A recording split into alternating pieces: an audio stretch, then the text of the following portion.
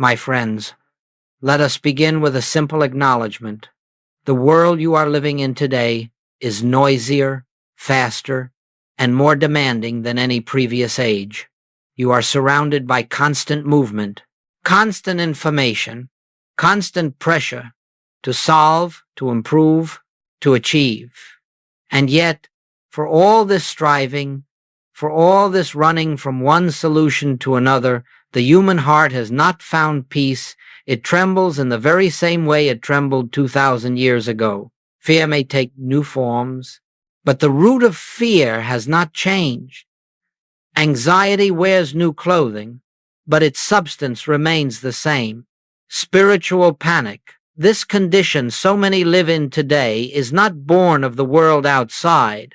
It is born of forgetting. Forgetting what? Forgetting the kingdom, forgetting the source, forgetting the presence that goes before you, the presence that walks with you, the presence that is your very being.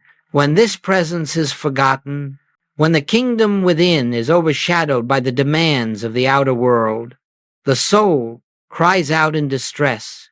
It feels unanchored, unprotected, unsupported, and so the human mind races after solutions, believing that peace lies in rearranging the pieces of the outer picture.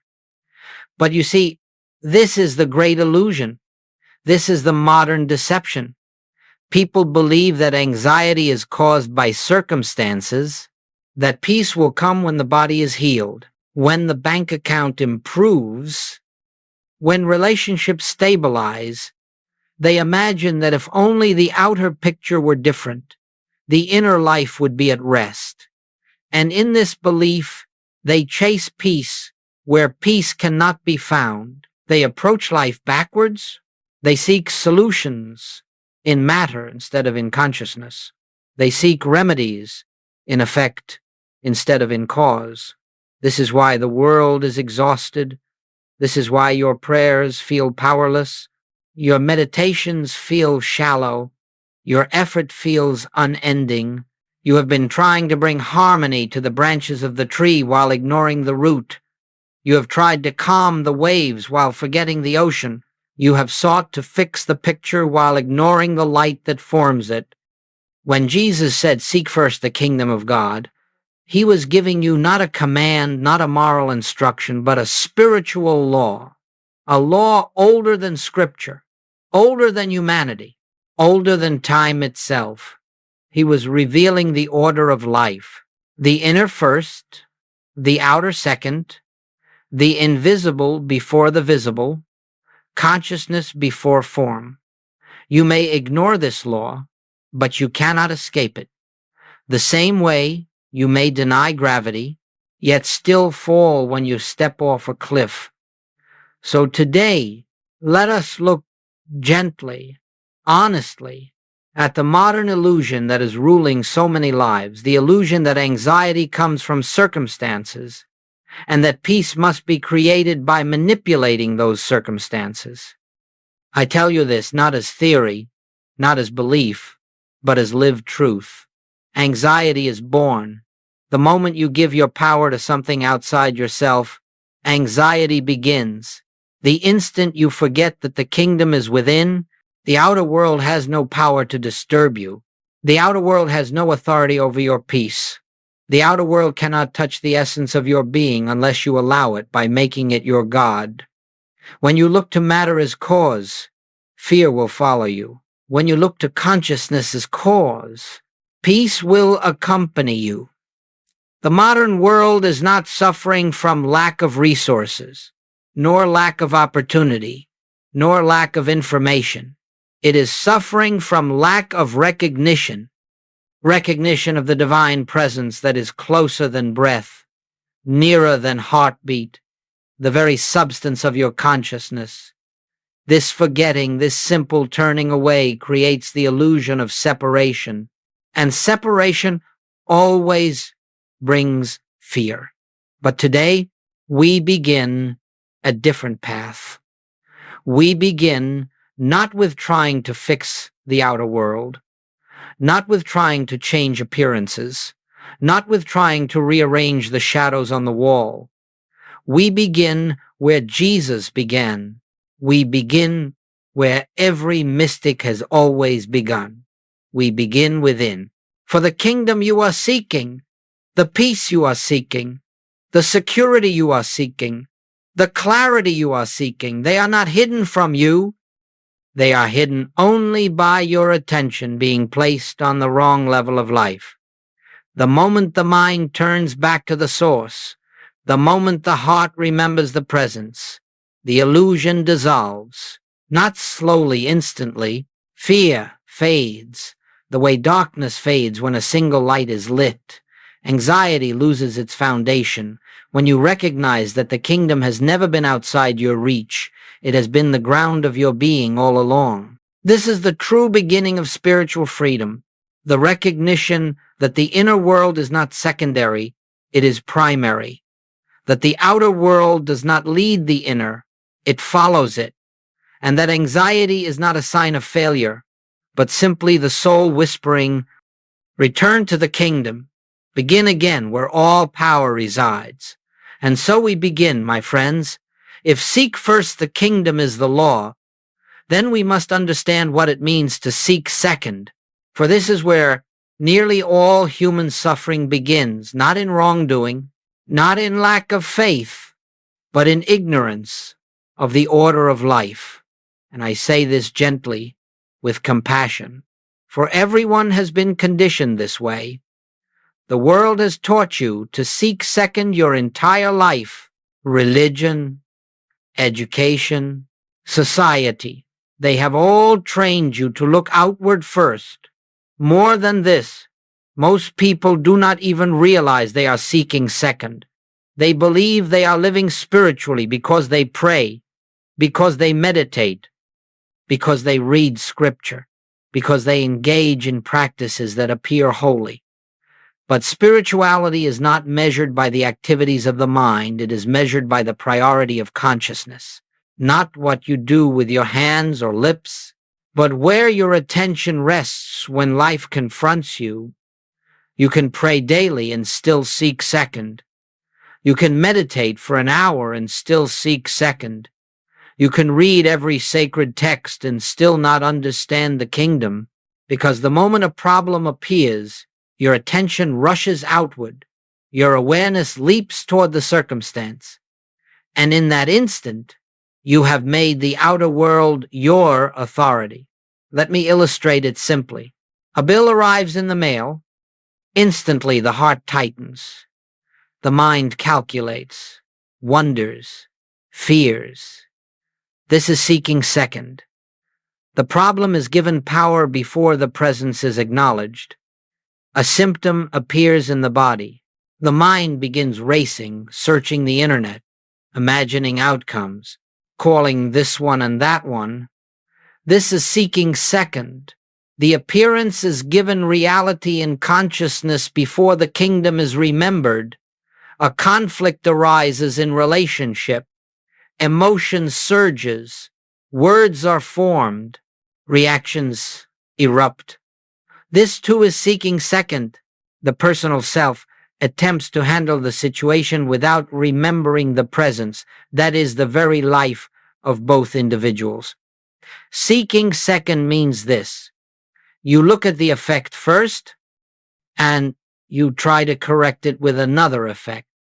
But effects cannot heal effects. Shadows cannot rearrange shadows. Waves cannot calm waves. Only the ocean can. Joel often said, you cannot change the outer picture by working with the outer picture. You must change the state of consciousness that formed it.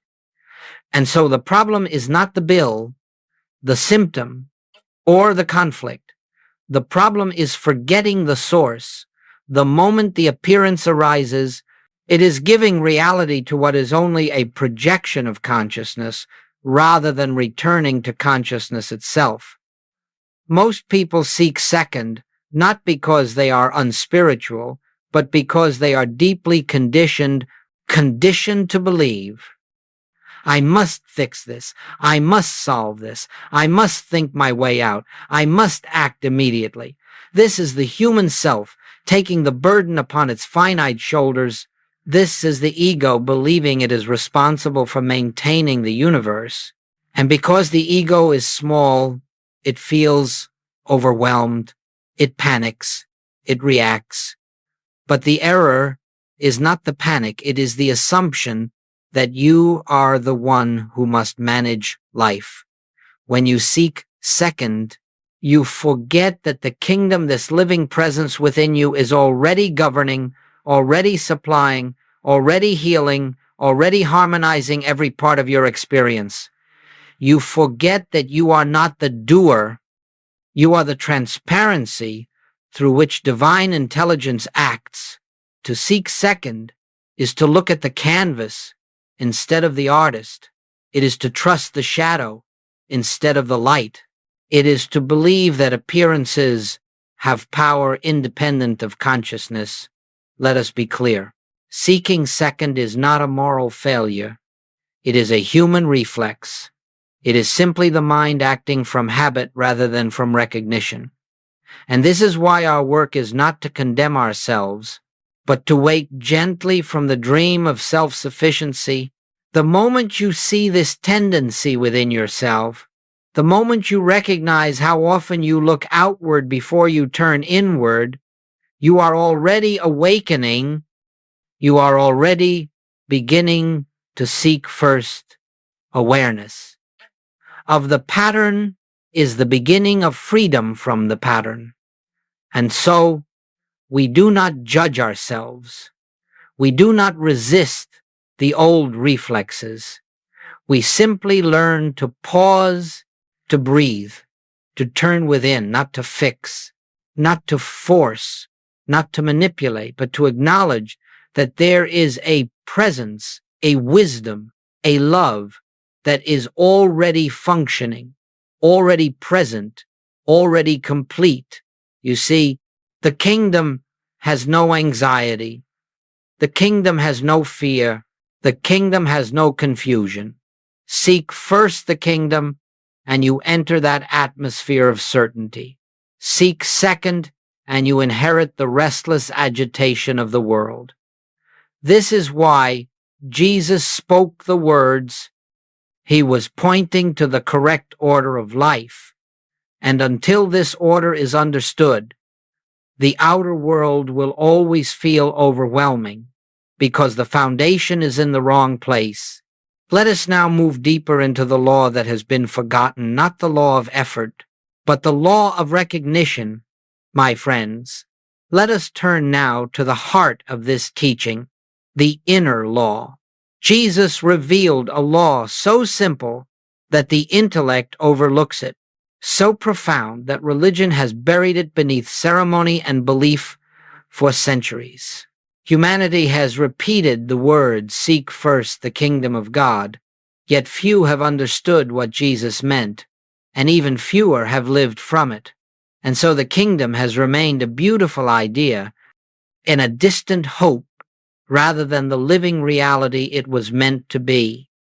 To understand this law, we must first recognize that Jesus was not a magician performing spiritual tricks, nor a prophet speaking for a distant deity.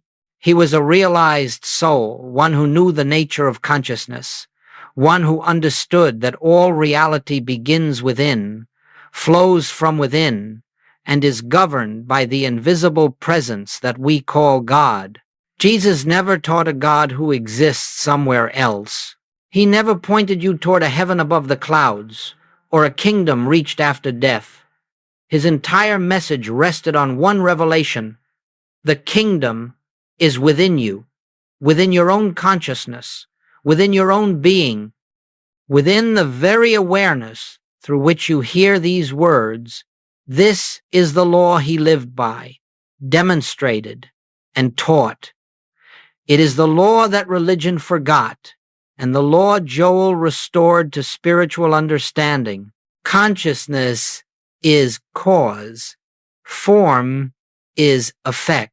This is the foundation of all mystical truth. This is the principle behind every healing, every supply, every harmony Jesus demonstrated.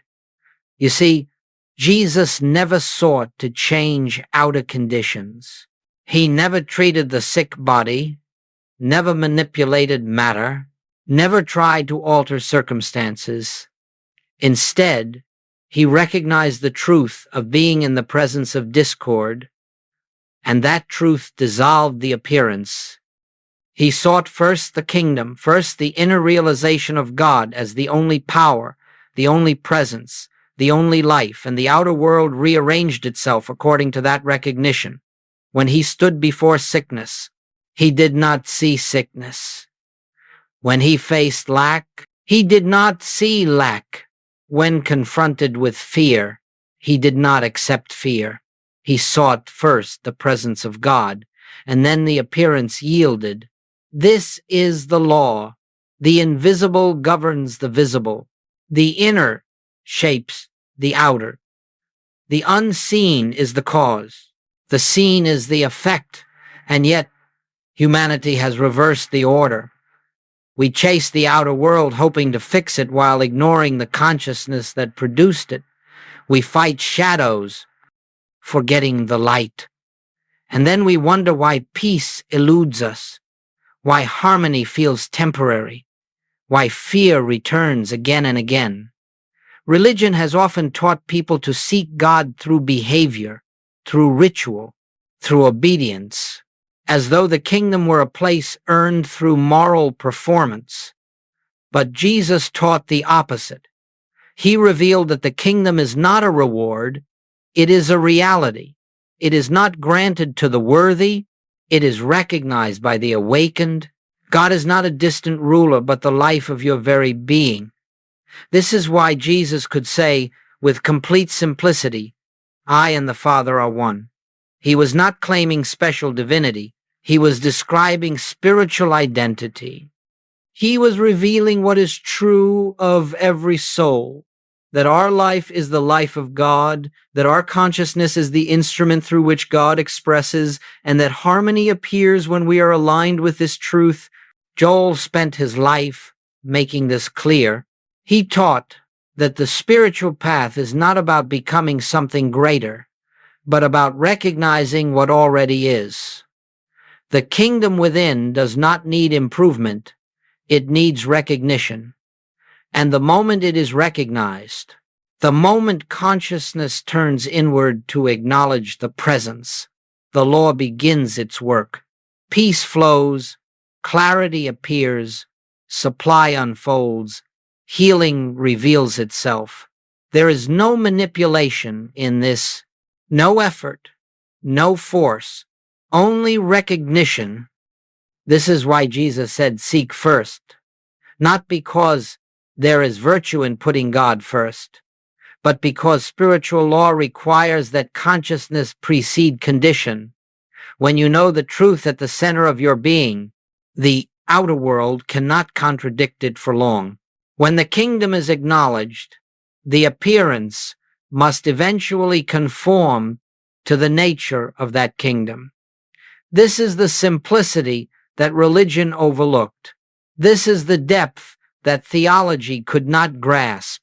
And this is the law that ends fear not by changing the world, but by awakening you to the truth of your own divine identity.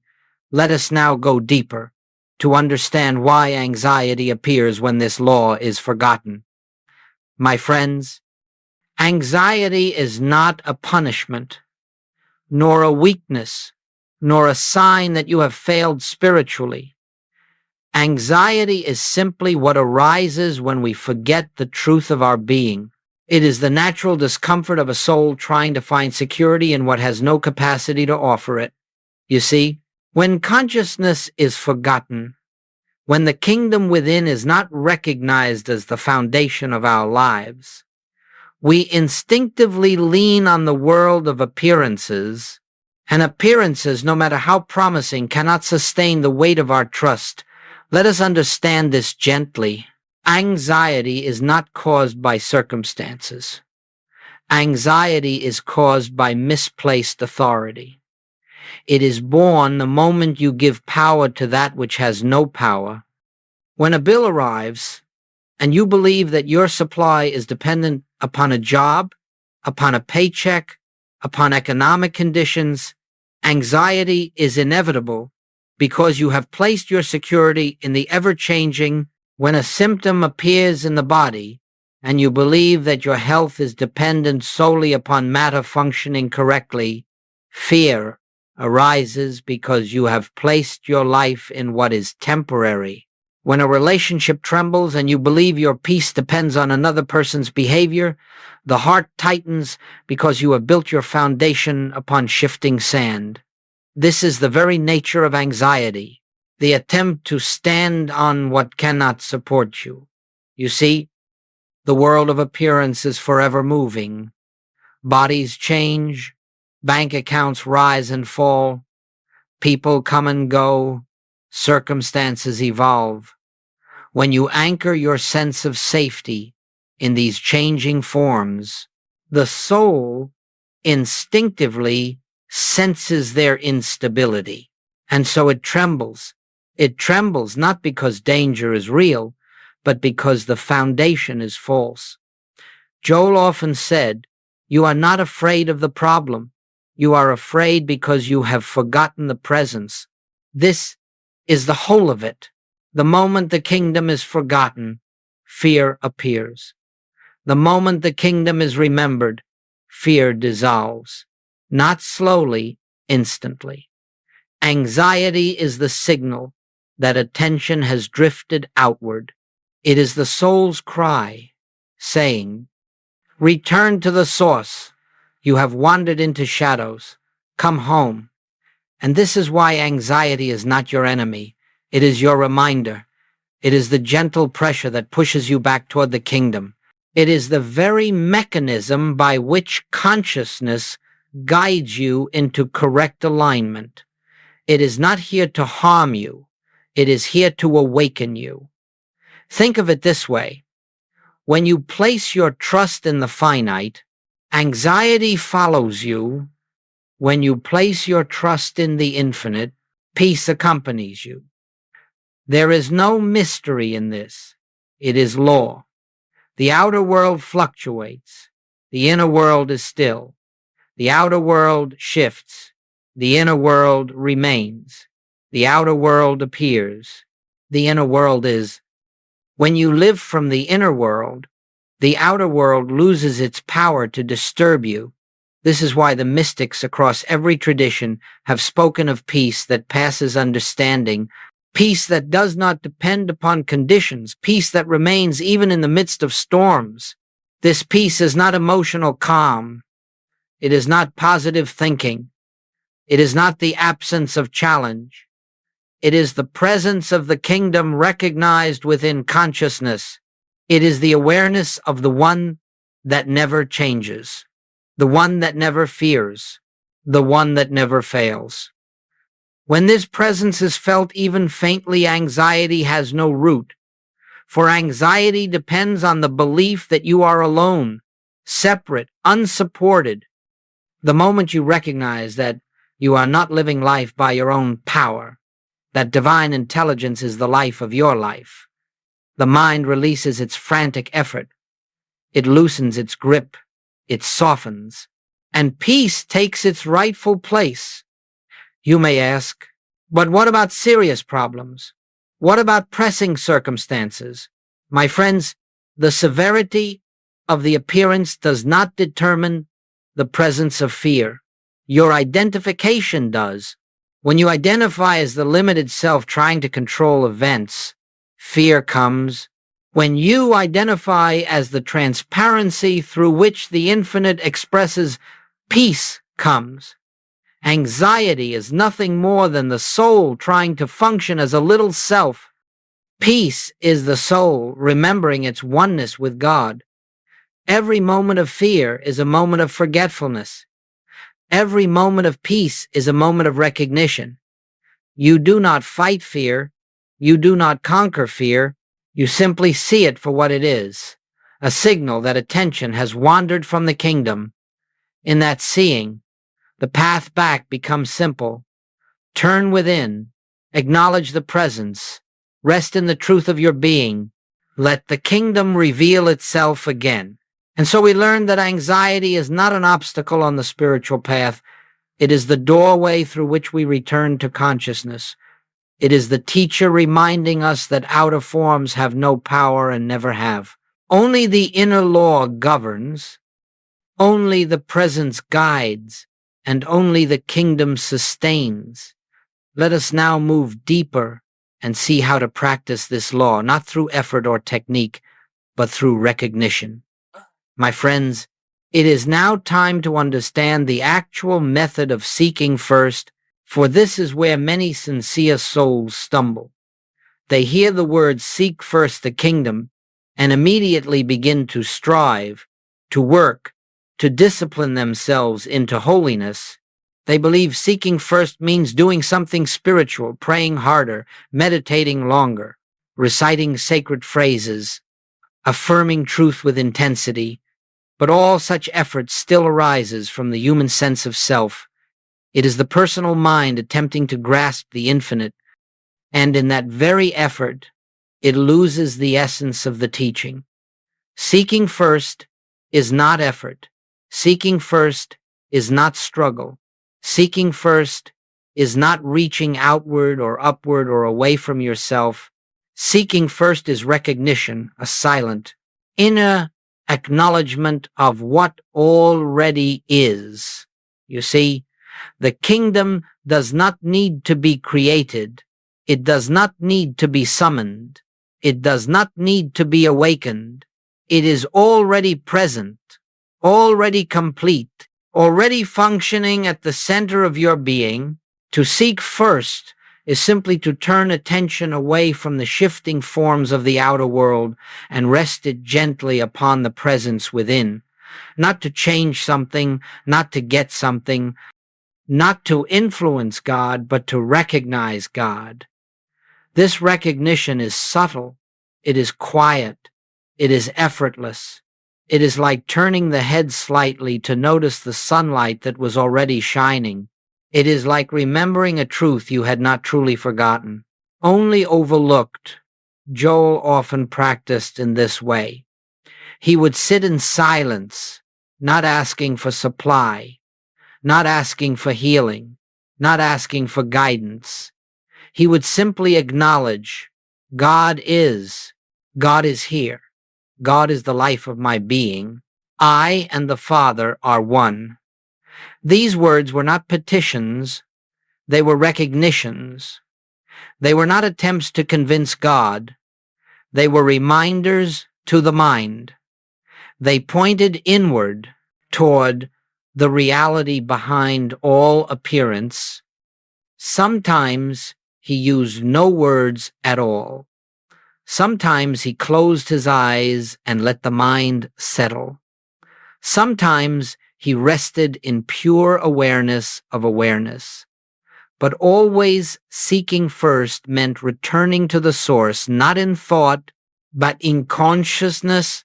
You do not seek first by trying to feel spiritual. You seek first by acknowledging that the infinite is already expressing as your very life.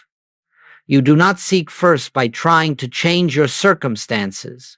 You seek first by realizing that circumstances have no power apart from consciousness. You do not seek first by trying to overcome fear. You seek first by recognizing that the presence in you has never feared. This recognition does not require strength. It requires willingness. It requires quietness. It requires humility. The humility to stop trying to govern the world with your personal will and to let divine intelligence reveal itself as your guide. Think of it this way. Trying to seek first is a burden. Recognizing the kingdom is a release. Trying engages the ego. Recognition awakens the soul. Trying tightens. Recognition softens. Trying says, I must make it happen. Recognition says, it is already happening through me. And this is why Joel insisted that seeking first be practiced at the beginning of the day, before the phone, before the news, before the world has an opportunity to claim your attention. In those first moments of wakefulness, you are closest to your natural state of awareness. Even 60 seconds of recognition in the morning can establish a tone of inner peace that guides the rest of the day. You may close your eyes and simply rest in this understanding. There is a presence here. I do not need to reach for it. I do not need to persuade it. I need only recognize it. If thoughts of problems arise, do not resist them. Do not push them away. Do not argue with them. Simply return to the recognition of the kingdom within, quietly, gently, lovingly. This is what makes the practice powerful. It is not an attempt to correct the mind, but to redirect it. Not to fight the appearance, but to return to the source. Not to claim spiritual power, but to recognize that spiritual power is already present in this space of recognition. Divine order begins its work, not because you have forced it, but because you have gotten out of the way. The law operates the moment you acknowledge it. The kingdom flows the moment you stop interfering. Grace becomes visible the moment you cease trying to create harmony through personal effort. This is the infinite way. A life lived not from the mind, but from presence. Not from fear, but from truth. Not from effort, but from recognition. Let us now move deeper into what happens when you practice this, how the outer world responds when you stop manipulating it and begin acknowledging the inner reality. My friends, now we come to the great mystery of spiritual life, how outer conditions begin to change when you stop touching them, stop manipulating them, stop trying to force them into order. This is where the infinite way reveals its beauty. For it is not a path of willpower. It is not a path of personal mastery. It is not a path where you bend the world by positive thinking or mental imagery. It is a path where you step aside and allow divine order to reveal what was always true. You see, when you seek first, you return to the source. When you return to the source, the outer world naturally aligns with the nature of that source. This is demonstration not by human effort, but by spiritual law. Let us understand this clearly. Outer conditions shift not because you fought the problem, but because you withdrew reality from it. A problem exists only to the degree that you empower it, when you no longer give it the authority to disturb your peace. You no longer give it the substance of your belief. And what cannot draw upon belief cannot maintain form. Joel often used this simple phrase: treat nothing, recognize everything. Treat nothing means this: do not try to heal the body. Do not try to fix the finances. Do not try to mend the relationship. Do not try to rearrange the outer picture. Trying to fix appearances keeps you locked in the realm of appearance. It keeps you treating shadows instead of acknowledging the light. Recognize everything means this: acknowledge the presence behind the appearance. Acknowledge the perfection behind the form. Acknowledge the infinite supply behind the seeming lack. Acknowledge the wholeness behind the seeming sickness. Acknowledge the harmony behind the seeming discord. And when this recognition is sincere, even for a moment, the appearance begins to dissolve of its own accord. Why? Because recognition is alignment with truth, and truth, once acknowledged, corrects the false. Think of how a room filled with darkness changes when a single candle is lit. You do not fight the darkness. You do not push it away. You do not command it to leave. You simply bring in light and darkness disappears. Not because you worked on the darkness, but because it never had substance of its own. the light reveals reality. So too with spiritual demonstration. When you recognize the kingdom, you bring light to the situation, and the darkness, fear, lack, sickness, disorder cannot remain, because it had no power except the power your belief lent to it. Let me give you an example. A man once came to Joel in financial distress. His business was failing, debt was rising, his mind was consumed with panic. He begged for a solution, for a way out. Joel did not tell him to visualize success. He did not advise him to strategize or push harder. He simply said, "Sit with me and let us be still." And in the silence, Joel recognized the truth of being not about the man, not about his business, but about the nature of God as infinite supply. He rested in the awareness that supply is a state of consciousness, not a condition of the outer world. They sat together without struggle, without expectation, without fear. And within days, the situation shifted, not by the man's effort, but by grace. A new opportunity appeared. Debt resolved. A path opened. The demonstration occurred because the false belief in lack was dissolved at its root in consciousness. This is not miracle. This is law. Similarly, a woman once came for healing. She had prayed for years. She had begged for relief. She had sought every remedy, and still the condition persisted. Joel did not fight the illness. He did not treat the body. He recognized the truth that divine life cannot be sick, that being itself is whole, that God cannot suffer, and so neither can the life that expresses God. As he recognized this truth silently, the woman felt a release, a peace beyond thought, and over days and weeks, the condition faded, not because it was battled, but because it was deprived of the belief that sustained it. You see, all demonstration follows this pattern. Withdraw power from the appearance. Acknowledge the presence behind it. Let divine order reveal itself. There is no haste in this, no strain, no compulsion. Demonstration is not something you make happen. It is something you allow to happen.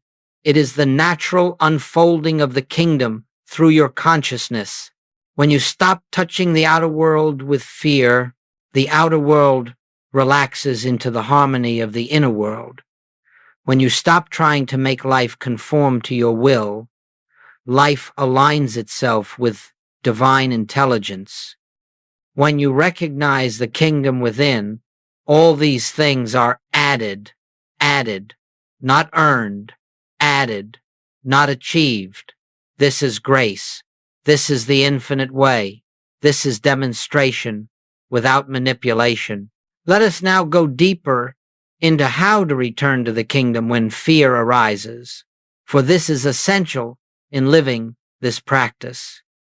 My friends, let us now speak of the moment fear arises, for it surely will. Even the most dedicated student, even the most sincere seeker, finds that fear returns from time to time. Old patterns resurface. Old habits of thought reclaim attention. The human mind, conditioned for a lifetime to react to appearances, will occasionally forget the kingdom. In these moments, do not despair. Do not condemn yourself. Do not imagine you have fallen from grace. You cannot fall from what you are. Fear is not evidence of spiritual failure. Fear is the reminder that you have temporarily forgotten the presence. And so the work is simple: not to fight fear, not to analyze fear, not to overcome fear, but to return to the kingdom. Return with gentleness, return with compassion, return with a quiet understanding that fear has no reality apart from the attention you give it. When fear arises, the instinct of the personal self is to react. It wants to calculate, to plan, to defend, to fix, to act immediately. This is the old way seeking second. But you have learned now that the outer world has no power of its own, that the only power lies in consciousness. And so you pause, you interrupt the reflex, you create a moment of inward turning. Joel taught this simple truth. Your first response determines whether you seek first or seek second. When fear appears, your task is not to suppress the reaction, but to become aware of it, to say inwardly, here is fear. Here is the old conditioning, calling me back into the belief of separation. And then, in that moment of awareness, you choose again. You turn within. And what does it mean to turn within? It means withdrawing your attention from the appearance just for a moment. It means taking the mind off the problem, not because the problem will solve itself through human effort, but because the problem was never the cause. It means shifting your gaze from effect back to cause, from the external picture back to the inner presence. You may close your eyes, you may breathe quietly, you may rest your awareness in silence, you may whisper to yourself, God is here, not to force belief, but to acknowledge reality. Turning within is not a dramatic act. It is a subtle reorientation of attention. You do not need to feel spiritual to return. You do not need to feel peaceful to return. You do not need to be calm to return. You return even when trembling. You return even when uncertain. You return even when the mind is noisy. For the kingdom is not a feeling. The kingdom is a fact. Peace is the effect of recognition, not its requirement. Clarity is the fruit of turning within, not its prerequisite. So you pause, you breathe, you remember the truth. There is only one presence, one power, one life, and it is here. Fear begins to soften, not because you fought it, but because you refused to nourish it with belief. You did not feed it with your attention. You did not give it the authority it demanded. In the presence of the kingdom, fear cannot maintain form. Joel taught that the moment you return to recognition, even for a few seconds, the atmosphere of consciousness changes, the tone of being changes, the burden lifts, and the problem, whatever form it takes, begins to dissolve from the inside out. You may not see the change immediately, you may not feel it, but the inner shift has occurred, and because consciousness is cause, the change is already underway. The outer world must follow the inner world. Even if the process is unseen, returning to the kingdom is like stepping out of a storm into a quiet room. The storm may continue outside, but you have entered stillness, and from stillness, clarity appears, and from clarity, guidance arises, and from guidance, action flows naturally, effortlessly, harmoniously. This is the meaning of be still and know, not be still and wait, not be still and hope, not be still and think. Be still and know the presence that fear tried to overshadow, and so every fear becomes an invitation. Every worry becomes a doorway. Every challenge becomes the reminder to seek first. There is no need for heroism on the spiritual path. There is only the quiet fidelity of returning again and again until returning becomes living and living becomes being. Let us now move into the next step, what it looks like to live daily life from this inner foundation instead of living by panic or reaction. My friends, Spiritual realization is not meant only for meditation rooms, sacred retreats, or moments of crisis. The kingdom is not reserved for the quiet hours of dawn or the stillness of evening. The kingdom is the foundation of your entire existence. And so the great work is learning to live your daily life from presence rather than from panic, from inner recognition rather than outer reaction. Most people divide their days in two. There is the time they spend seeking God and the time they spend living life. There is the moment of prayer, and then there is the rush into activity. There is the practice of the presence, and then there is the forgetting of it. But this division is artificial. It is the result of believing that God is an experience rather than the essence of being. It is the belief that spirituality is an activity instead of an identity, and so the practice fades as quickly as the day begins and the world regains its power. Joel taught that the goal is not to create spiritual moments. It is to live from a spiritual foundation, not to seek God occasionally, but to acknowledge God continually, not to escape the world for a few minutes of peace, but to carry peace into the world as the atmosphere of your consciousness. How do we do this? Not through effort, not through constant repetition of sacred words, not through forcing awareness, but through gentle remembering. You begin the day by recognizing the presence before the phone, before the news, before the world lays its demands upon you. This first moment establishes the tone. It anchors you in truth.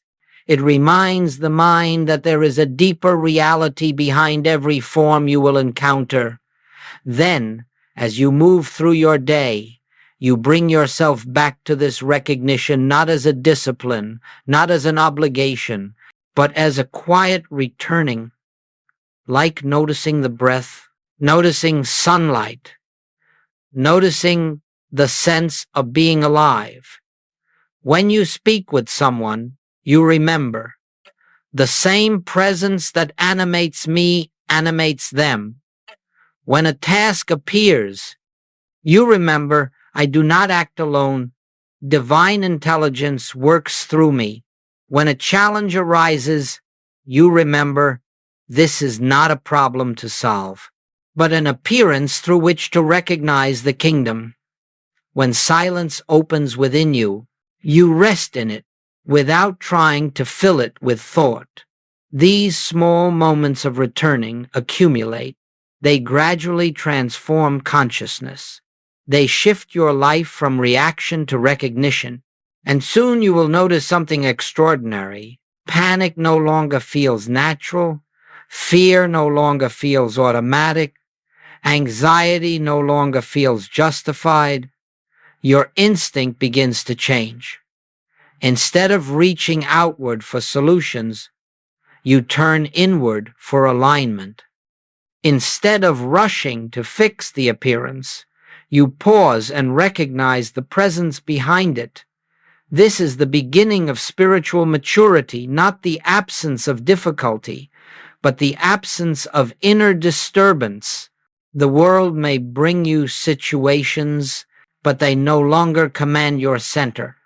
The mind may attempt to panic, but the heart knows where to return. The body may feel tension, but the soul rests in the certainty that all things unfold from the kingdom. Joel called this the Christ-conscious life, not because it is religious, but because it is unified. The inner and outer are no longer divided. The sacred and the ordinary are no longer separate. God is no longer an experience, but the atmosphere of being, living from presence means this. You walk through life anchored in an inner stillness that cannot be shaken by appearances. You respond instead of react. You listen instead of rushing. You allow instead of forcing. You trust instead of fearing. And this trust is not naive. It is not the hope of a child looking for rescue. It is the deep knowing that the same intelligence that keeps the stars in their courses also maintains your path. It is the recognition that the kingdom has never left you, and that every moment of the day is an opportunity to acknowledge it. In time, the practice becomes effortless, recognition becomes natural, presence becomes your home. And this is the true meaning of seeking first, not an activity performed at appointed hours, but a state of consciousness that colors your entire life. Let us now move toward the closing of this journey and explore how seeking first becomes not only a practice, not only a lifestyle, but a way of being that harmonizes the whole of life. My friends, as we come to the close of this journey, let us return once more to the simplicity with which we began. The world you see around you with its pressures, its uncertainty, its noise has not changed. It continues its rhythm, its demands, its illusions. But something within you has begun to shift. Something deep, something quiet, something real. You have discovered that the kingdom is not a place, not a reward, not a distant promise. It is the foundation of your being. It is the presence that has never left you, the life that animates you, the intelligence that guides you, the love that sustains you. It is the changeless reality behind every changing appearance. This recognition is the quiet revolution. It does not shout, it does not struggle, it does not announce itself with dramatic emotion. It comes gently, like dawn breaking over the horizon. Softly, silently, inevitably. You see, the transformation does not begin when circumstances improve. It begins when consciousness awakens. It begins when the soul remembers. It begins when you stop seeking God as though God were separate from you and begin recognizing God as the life you are living. Every practice we have spoken of, seeking first, turning within, recognizing presence, living from the inner foundation, these are not spiritual techniques. They are the natural movements of a consciousness awakening to its true identity. You do not need to master them. You do not need to perfect them. You need only begin.